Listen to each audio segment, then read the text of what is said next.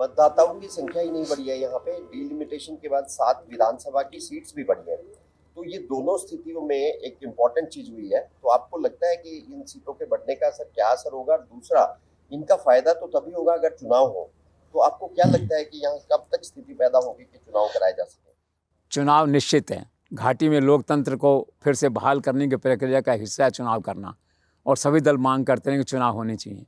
भारत सरकार भी सहमत है, मोदी सहमत हैं, शाह सहमत हैं, पूरा देश सहमत है। और अंतर्राष्ट्रीय मंच पर सरकार की तारीफ है कि सरकार लोकतंत्र की बहाली के लिए, लोकतंत्र को और मजबूत करने के लिए यहाँ चुनाव कराने जा रही है। अब प्रश्न है कब चुनाव?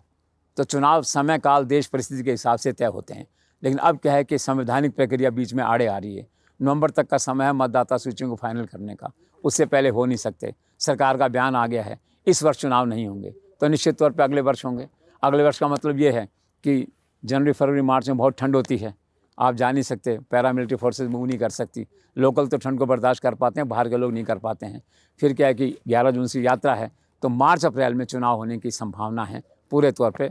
और अब चूंकि राजनीतिक परिस्थितियाँ में अनुकूल होती जा रही हैं सत्ताधारी पार्टी के लिए, तो चुनाव होना निश्चित है। मेरा पक्का आकलन है कि मार्च अप्रैल में चुनाव हो जाएंगे यहाँ पे।